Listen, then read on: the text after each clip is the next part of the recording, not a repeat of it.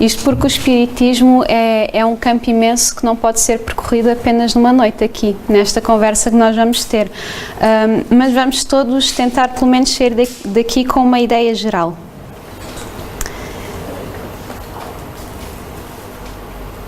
Avariei o computador.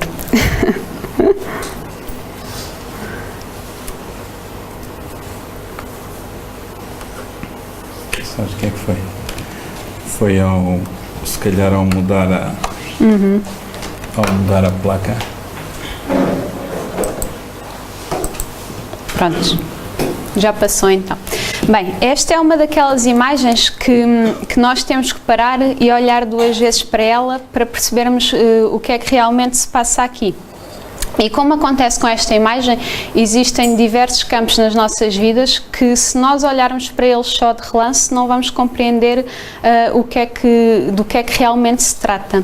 Um desses campos pode ser, por exemplo, o espiritismo. Se nós tivermos só um conhecimento superficial, se não olharmos para ele atentamente, vamos criar ideias falsas sobre o espiritismo.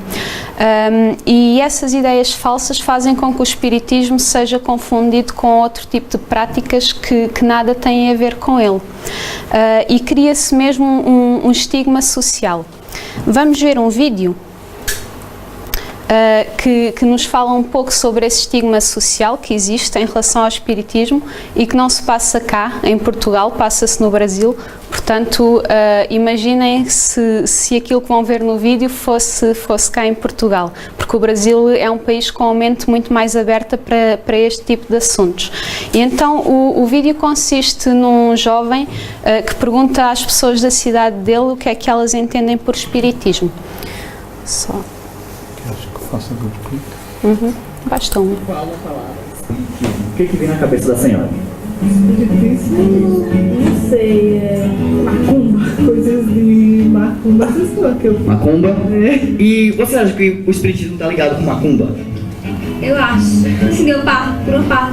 Por uma parte. É. Macumba meio que mexe com coisas piores que espiritismo, mas você... É tipo você querendo fazer um mal a outra pessoa. Espiritismo não, é só você fazer com que as pessoas acreditem que você recebe, assim, espíritos de pessoas que já morreram.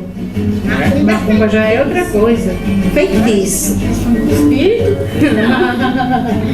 Eu não sei. Espírito só. Por que vem essa palavra na sua cabeça? Fala com os espíritos. Certo. Aí falar com o espírito é macumba. É. Agora a senhora imagina isso por algum motivo. O que você acha que é esse motivo? O que faz a senhora pensar dessa forma? Não sei porque quando se diz espírito, eu acho que vem por coisa assim que existe aí. Negócio de macumba, feitiçaria, essas coisas, eu imagino. A senhora imagina. Quando eu falo a palavra espiritismo, o que vem na sua cabeça? Agora você me pegou. E você acha que os espíritos pegam? Não. Quando eu falo a palavra espiritismo, o que vem na cabeça de vocês? Exorcismo. Deus. Religião falsa? Vidas futuras, vidas passadas também. Vida após a morte. Eu não acredito. Você já foi no centro espírita? Nunca. O que você acha que tem num centro espírita? Pessoas tentando falar com os mortos. E centro espírita, o que vocês pensam? É um centro do espírito. Não. Tem vontade? Tem. Tem medo? Aham. Mas por que você tem vontade? Porque é bom, eu queria saber como é. Você acha que o espiritismo está ligado à macumba? Creio que sim. Por que você crê que sim? Porque macumba vem do espírito, né? Macumba vem do espírito? É. Só? Mas quem faz macumba não somos nós aqui da Terra? Só. Certo, então não quer se identificar. Então quando eu falo a palavra espiritismo, o que vem na cabeça da senhora? Bem anjo, assombração, pessoa que já morreu, essas coisas. Você acha que o espiritismo está ligado à macumba? As pessoas fazem concepção diferente, que o espiritismo é uma coisa e a macumba é outra. Pra mim, na minha concepção, é tudo a mesma coisa. Não acredito Mas você não acredita em quê? em espiritismo. O que exatamente? Pra mim são coisas que não existem. Tipo o quê? Seja mais específica. Sei lá, assim... Qual a primeira palavra que vem na sua cabeça quando eu falo a palavra espiritismo? Paz. Por quê? Pelo que tenho ouvido, pelo que tenho lido, né? Eu acho que é uma maneira da pessoa, o Espiritismo é uma maneira de se encontrar realmente a paz, né? A paz de espírito, não sendo redundante, né? Mas é uma maneira de encontrar a paz, de encontrar equilíbrio, encontrar Deus, Jesus. Aê, meu povo, tem gente que sabe das coisas, né? A diferença. Obrigado. Obrigado. Já pensaram como é que não seria este vídeo se fosse aqui em Portugal? Talvez fosse igual, talvez fosse pior, talvez não. Vamos fazer a experiência. Exatamente. Então, nós por aqui vimos que é normal que quem não conhece o Espiritismo faça dele uma ideia completamente falsa. Mas, se nós não nos dermos realmente ao trabalho de conhecer algo, de estudar algo, não podemos afirmar que sabemos do que é que se trata, nem sequer podemos dar uma opinião sobre esse assunto. Portanto, este tipo de juízos pré-concebidos só podem ser retificados por meio de uma observação séria e de um estudo aprofundado. E então, para melhor nos contextualizarmos, vamos ver muito resumidamente a história do Espiritismo. O Espiritismo apareceu pela primeira vez em Paris no ano de 1857 com o lançamento de um livro na forma de perguntas e respostas chamado Livro dos Espíritos, de Allan Kardec. E a primeira coisa que este livro nos diz é que para nós designarmos ideias novas, precisamos de termos novos, para se evitar confusões que possam surgir referentes à ambiguidade de certas palavras. E então aparece neste livro pela primeira vez a palavra espiritismo e espírita. E os termos espiritualismo e espiritualista já existiam, só que tinham uma acessão já bem definida naquela altura, daí a necessidade de se ter criado outros termos. Então, espiritualista é uma pessoa que acredita que em nós existe algo mais para além da matéria, só que esta crença não implica que se acredite na manifestação dos espíritos e na existência dos espíritos. Daí se terem então adotado as palavras espíritas e espiritismo, porque estas duas exprimem sem equívoco nenhum as ideias relativas aos espíritos. Portanto, todos os espíritas são espiritualistas porque acreditam que em nós existe algo mais para além da matéria. Mas nem todos os espiritualistas são espíritas, porque nem todos os espiritualistas acreditam que os espíritos existem.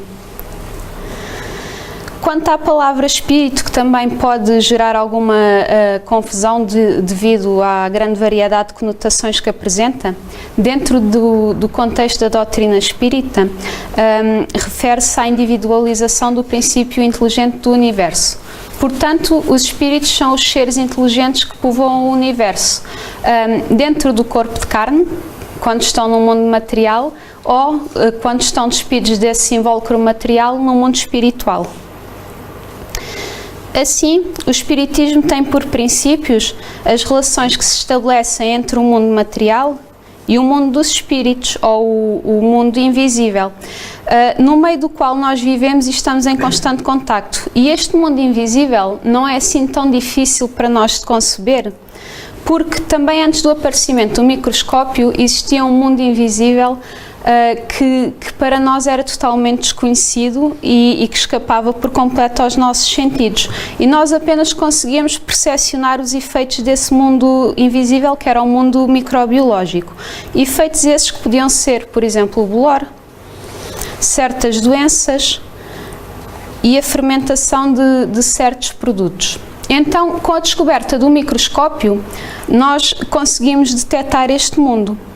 Um mundo que coabita connosco aqui e que está em constante contacto connosco por toda a parte. Com a faculdade mediúnica, nós conseguimos percepcionar o tal mundo invisível, o mundo espiritual, tal como através do microscópio conseguimos descobrir o mundo da microbiologia. Só que os efeitos causados por este mundo espiritual, em vez de serem, por exemplo, o bolor, vão ser os fenómenos mediúnicos. Os fenómenos mediúnicos estiveram presentes em todas as épocas da humanidade, em todas as civilizações. E daí nós vimos que o germe da ideia espírita já vem de longa data. Desde sempre que estes efeitos foram patentes. Só que, como as pessoas não conheciam as leis que os regem, eles eram considerados sobrenaturais, maravilhosos. E as pessoas capazes de obter estes fenómenos, os médiuns, eram consideradas pessoas com poderes especiais. E aqui é importante nós fazermos um parênteses e enfatizar que uma coisa é o espiritismo, outra coisa é a mediunidade e a prática da mediunidade. E uma coisa é o espírita, o adepto do espiritismo, e outra coisa é o médium. O espiritismo veio tirar a mediunidade do campo da superstição, porque veio explicar as leis que a regem. Mas quem pratica a mediunidade não é necessariamente espírita e não se enquadra necessariamente na ideologia espírita. Foi precisamente com o fenómeno espírita que se deu a origem do espiritismo. Esse fenómeno era designado por mesas girantes e ele consistia na movimentação de qualquer tipo de objetos ou então por pancadas sem causas aparentes. O que acontecia neste fenómeno é que os participantes, regra geral, reuniam-se em torno de uma mesa, por ser um objeto prático, mas podia ser utilizado outro objeto qualquer, podia ser utilizado um copo, como por exemplo na minha geração era moda fazermos na escola o jogo do copo, podia ser utilizada uma cadeira, podia ser utilizado um instrumento musical, enfim, o que as pessoas quisessem. E então as pessoas reuniam-se em torno desse objeto e aguardavam que acontecesse alguma coisa. Se entre esses presentes tivesse alguém com mediunidade ostensiva, iria estabelecer-se uma comunicação através de movimentos e de pancadas. Com o evoluir desta prática, com a experiência, começou-se mesmo a estabelecer comunicações mais complexas através de um sistema alfabético. E isto não era um fenómeno de todo novo, era um fenómeno já muito antigo.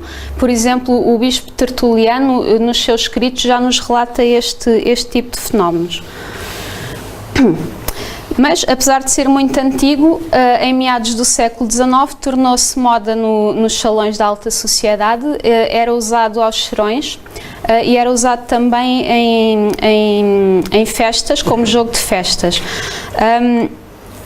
Só que este fenómeno era apenas objeto de curiosidade, era uma frivolidade, as pessoas entretinham-se com ele. Só que existe sempre gente neste mundo que olha para as coisas de forma mais séria e mais profunda, e foi esse o caso de Hippolyte Réveil.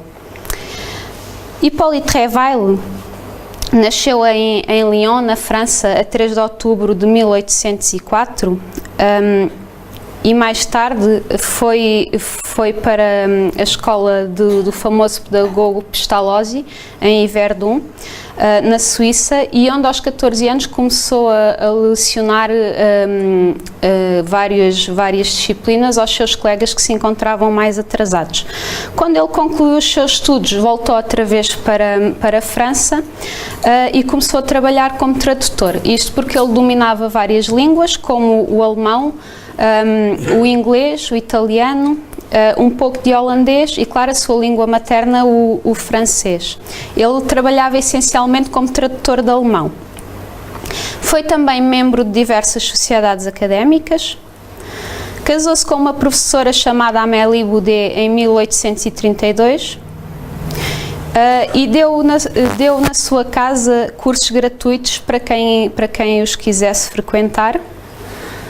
E era um grande defensor da democratização do ensino público. Ouviu falar das mesas girantes pela primeira vez em 1854 e morreu em 1869. Ele, como vimos, era muito preocupado com os sistemas de educação. E como homem preocupado com este tipo de sistemas, escreveu vários livros dentro dessa área. E isto trouxe-lhe um grande reconhecimento em termos académicos. Muitos deles chegaram mesmo a ser adotados pelo ensino oficial de França, como por exemplo temos aqui a gramática francesa, e para além destes livros que aqui temos, ele escreveu muitos outros. Então, o Hippolyte Reveil ouviu falar pela primeira vez das mesas girantes aos 50 anos. Só que ele era extremamente cético em relação a este tipo de fenómenos, mas tendo em consideração a idoneidade das pessoas que lhe falaram nisto, ele acabou aceitando o convite para assistir às experiências. E ele viu que estes fenómenos não se limitavam à movimentação de objetos. Existia realmente uma comunicação inteligente por trás desta experiência, e ele não encontrava nenhuma explicação condizente com os princípios da física da atualidade em que ele vivia. Então ele iniciou um estudo, analisou sistematicamente várias comunicações dos espíritos, e desse estudo todo que ele efetuou, apareceram as bases da doutrina espírita. O espiritismo começou realmente com uma brincadeira, que eram as mesas girantes, mas como o espiritismo não se dedica a este tipo de sensacionalismos, as mesas girantes acabaram ficando para trás, e essa brincadeira deu origem a uma doutrina mais séria, que foi o espiritismo. Então, como o Hippolyte Reveil já era muito reconhecido nos meios académicos por causa daquelas obras na área da pedagogia, ele adotou o pseudónimo de Allan Kardec para separar as suas obras da área da educação das obras da área espírita. E então temos aqui as 5 obras básicas que ele escreveu sobre o espiritismo. Para além destas obras existem muitas outras. Ele foi também o fundador da primeira Associação Espírita, fundou a Revista Espírita e fundou o Jornal Espírita também. Temos aqui o Livro dos Espíritos, que já vimos há pouco, foi o primeiro livro sobre o Espiritismo, e é onde se falam dos fundamentos do Espiritismo. O Livro dos Médiuns, onde podemos ver a natureza e os mecanismos da mediunidade. O Evangelho segundo o Espiritismo, que nos explica a concordância entre as máximas de Jesus e o Espiritismo. O Céu e o Inferno, dá-nos a conhecer o estado da alma após a morte. E a Gênese, que fala da complementaridade entre ciência e Espiritismo. Então, e depois desta conversa toda, o que é afinal o Espiritismo? O Espiritismo é então uma doutrina filosófica de bases científicas e consequências morais. Ele, como ciência prática, consiste nas relações que se estabelecem entre nós e os espíritos. Como filosofia, compreende todas essas consequências morais que dimanam dessas mesmas relações. Estes 3 aspectos, o científico, o filosófico e o moral, são indissociáveis. Se nós tirarmos qualquer um deles ao espiritismo, se nós quebrarmos alguma destas pernas à mesa, o espiritismo cai por terra, deixa de existir espiritismo. Portanto, todos eles são de igual importância. Vamos ver então mais pormenorizadamente cada um destes aspectos. Então, o Espiritismo, tal como as ciências, aplica o método experimental e dedutivo. Kardec, perante factos que não eram explicados pelas leis conhecidas da altura, começou por observar, comparar e analisar sistematicamente, remontando dos efeitos às causas. Ele nunca estabeleceu nenhuma teoria pré-concebida. Concluiu a existência dos espíritos quando essa existência se evidenciou da observação dos factos. Por isso, o Espiritismo trata-se de uma ciência de observação. Só que, enquanto a ciência convencional tem por objeto o estudo das leis do princípio material, aqui o objeto especial do Espiritismo é o princípio espiritual. Como o princípio espiritual é uma das forças da natureza a reagir incessantemente sobre o princípio material e vice-versa, o conhecimento de um destes princípios não pode ser completo sem o outro.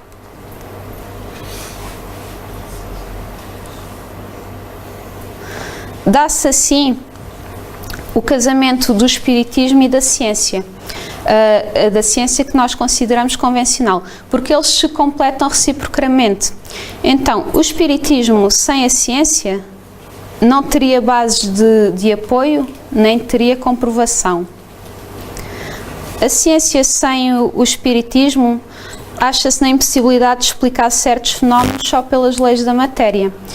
Com a sua aliança, demonstra-se que os fenómenos considerados sobrenaturais repousam, afinal de contas, em leis naturais. As ciências ditas vulgares centram-se então nas propriedades da matéria, como nós já falámos. E estas propriedades manipulam-se com relativa facilidade. Só que o espiritismo tem como agentes inteligências que são independentes da nossa vontade e não estão sujeitas aos nossos caprichos. Por isso, estes agentes escapam aos nossos processos laboratoriais. Não se pode fazer assim um curso de espiritismo como se faz um curso de física ou de química. Isto porque não somos senhores de produzir os fenómenos espíritas à nossa vontade. E os espíritos, se lhes apetecer, podem nos privar dessas observações. Por isso, quem garantir que pode obter estes fenómenos à sua bela vontade, ou o diz por desconhecimento, ou o diz por interesse.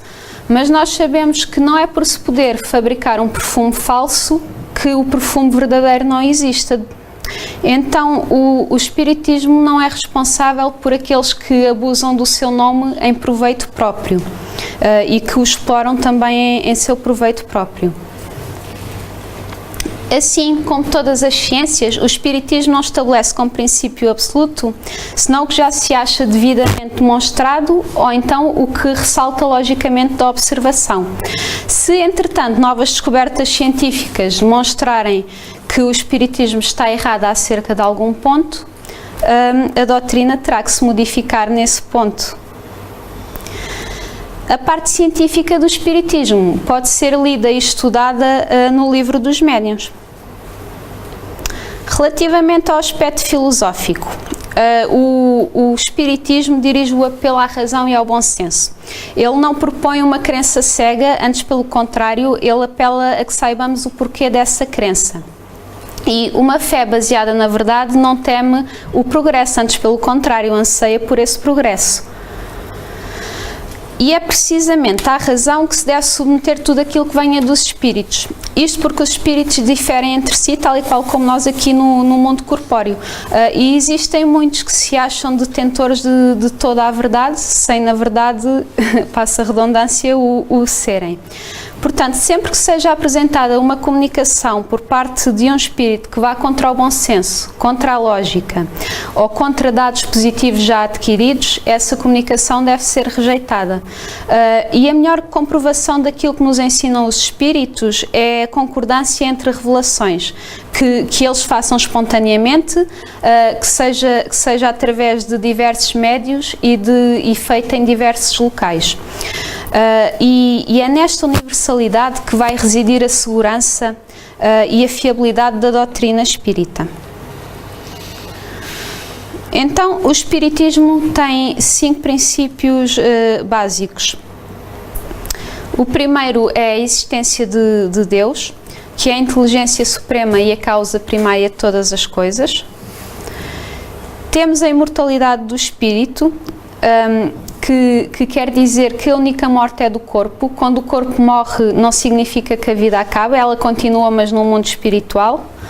A comunicabilidade dos espíritos, que existe através da mediunidade e revela-nos um mundo espiritual de onde todos nós viemos e para onde todos nós voltamos.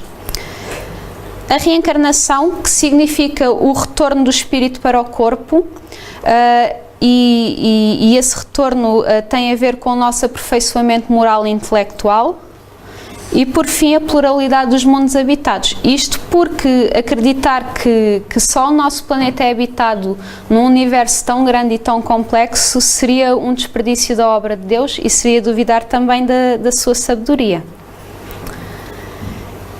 E então a parte filosófica do Espiritismo pode ser lida no Livro dos Espíritos. Quanto ao aspecto moral, o Espiritismo, fazendo cessar as dúvidas do além-túmulo, funciona como um elemento de moralização. Isto porque o conhecimento daquelas bases filosóficas que nós acabamos de ver faz com que no íntimo das nossas consciências se despertem princípios morais e desperta a necessidade de aplicar esses princípios morais às nossas vidas. E assim que trabalhemos no sentido de nos aperfeiçoarmos interiormente. Portanto, o aspecto moral do Espiritismo diz respeito à aplicação dos princípios filosóficos que acabamos de ver nas nossas vidas. A moral do Espiritismo não é nenhuma moral nova, é a moral cristã. Só que o que ele vem fazer é facilitar-nos a compreensão dessa moral, da moral de Cristo, e também vem fornecer uma fé esclarecida para aqueles que muitas vezes duvidam. Apesar do Espiritismo ter como princípios Deus e a imortalidade da alma, ele não é uma religião constituída. Isto porque o termo religião, nos dias de hoje, é inseparável do culto e de outro tipo de práticas. E no Espiritismo não existe qualquer tipo de culto. O Espiritismo não se impõe como doutrina a seguir a ninguém, apenas vem esclarecer e sugerir. O que o Espiritismo faz é levar cada um de nós a despertar para um sentimento de religiosidade. E esse sentimento aparece através do estudo e do conhecimento. Com isto tudo, não quer dizer que o Espiritismo seja contra as religiões, antes pelo contrário, o Espiritismo respeita a liberdade de cada um e percebe a necessidade de que as religiões existam, pois para muitos de nós as religiões aproximam-nos de Deus e vão-nos fazer despertar o tal sentimento de espiritualidade ou de religiosidade. E então, a parte moral do Espiritismo pode ser vista no Evangelho segundo o Espiritismo. E afinal de contas, para que é que serve o Espiritismo? Então, o Espiritismo vem-nos provar materialmente a existência do mundo espiritual e a sobrevivência da alma ao corpo. Isto porque os espíritos que se manifestam revelam-nos as suas alegrias e os seus sofrimentos. Isto vai depender da maneira como empregaram o seu tempo durante as suas vidas terrenas. E aqui temos a prova das penas e das recompensas futuras. E ao termos esta prova, vamos poder retificar ideias falsas que tivéssemos sobre a vida futura, e esta vida futura vai deixar de ser vaga e imprecisa, passa a ser um facto conhecido, e vai aparecer dentro de nós a necessidade de trabalharmos o mais possível durante a vida terrena em proveito dessa vida futura. E isto leva-nos a desvalorizar certos gozos materiais. Quando desvalorizamos certos gozos materiais, também vamos deixar de ter dentro de nós certos sentimentos como o egoísmo, o orgulho, a inveja e tantos outros. Nós sabemos que, sem esperança no futuro, o homem desespera-se com as decepções da vida, mas com a certeza do que é que virá, ele vai esperar resignado. E a análise daqueles que já viveram mostra-nos que a felicidade futura é tanto maior quanto o bem que se praticar na Terra. E isto vai nos imprimir uma tendência natural para evitar fazer o mal e vai nos motivar a fazer o bem. Em suma, o que o Espiritismo nos vem trazer é esta máxima. E esta é a verdadeira essência do Espiritismo, o aperfeiçoamento moral. E que hoje possamos todos sair daqui com esta máxima bem gravada nas nossas mentes e nos nossos corações. E pronto, esta é a bibliografia. Os 5 primeiros livros são de Allan Kardec, 4 deles nós já vimos, fazem parte das obras básicas. Temos também as obras póstumas dele, 2 edições da Revista Espírita, 2 anos, o Fenómeno Espírita, de Gabriel Delane, e um livro de Biologia, do meu 10º ano. E pronto, é tudo. Se alguém quiser partilhar alguma coisa ou fazer alguma questão, sintam-se à vontade. E obrigada por este bocadinho.